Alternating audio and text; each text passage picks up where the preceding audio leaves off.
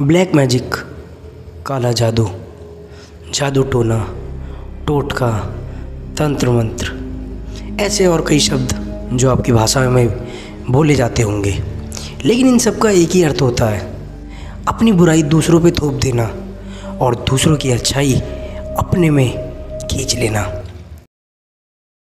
तो ये कुछ सच्ची घटना पे आधारित कथाएं हैं जो मैं आपको सुनाने जा रहा हूँ।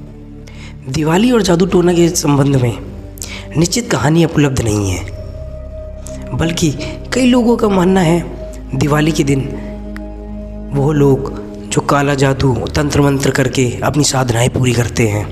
वहीं दूसरे लोगों का मानना ये है कि दिवाली बुराई के ऊपर अच्छाई की जीत का प्रतीक है। दिवाली की रात महानिशा की रात कहा जाता है और ये रात काला जादू तंत्र मंत्र करने के लिए महत्वपूर्ण रात मानी जाती है। माना जाता है कि इसी रात में काला जादू टोने टोटके होते हैं। कुछ लोग जो सकारात्मक भाव से ये तंत्र मंत्र करते हैं और वहीं कुछ लोग दूसरों को नुकसान पहुंचाने के लिए काला जादू किया करते हैं। दिवाली के आसपास उल्लुओं की तस्करी और उल्लुओं की बलि की खबरें बढ़ जाती है। कुछ अंधविश्वासी लोगों का मानना होता है कि उल्लू की बलि से देवी लक्ष्मी प्रसन्न होती है। कई काली शक्तियाँ ऐसी भी होती है जो उल्लू को पकड़ के अपने वश में करती है ताकि दुनिया की सारी धन दौलत वो रख सके, और वही उल्लू की जो बुराई होती है वो अपने आस पड़ोस में भगा देती है। उन तंत्र मंत्र करने वालों का मानना होता है कि हम इस उल्लू की बुराई दूसरों में प्रवेश करा सकते हैं और उनकी अच्छाई अपने अंदर। लेकिन ये न मानने जैसा अंधविश्वासी मान्यता है जिसको लोग अपने मन में बेवजह बैठा के रखते हैं। लोग काला जादू करने के लिए घर के बाहर दिए निकाल के रखते हैं। उस दिए में कुछ चावल, सिंदूर, कुछ पैसा, कुछ रुपया ऐसे डाल के रख देते हैं। जो लोग उसको छूता है उनके अंदर वो काला जादू का असर हो जाता है।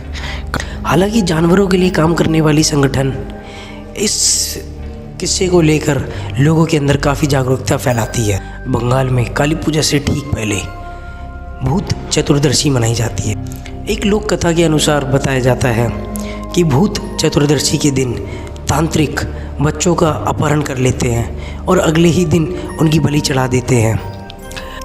लोग अपने बच्चों को बचाने के लिए ये पर्व मनाते हैं जिससे उनके बच्चे बचे रहे। वो काली माता की आराधना करते हैं, उनकी प्रार्थना करते हैं।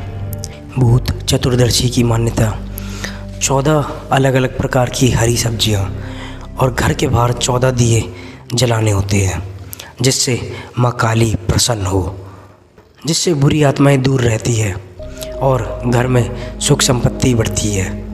जिन लोगों को जादू टोना नकारात्मक शक्तियों का डर होता है वो दिवाली पे काली माता की पूजा करते हैं। ऐसी मान्यता है कि काली माता की पूजा करने से काली भक्तों की सारी वो दुख दर्द दूर भग जाते हैं जो किसी और ने उनको दिए हो। काला जादू तंत्र मंत्र टोने टोटके कोई काम नहीं करता काली भक्त पे, इसलिए काली भक्त काली पूजा करते हैं दिवाली पे।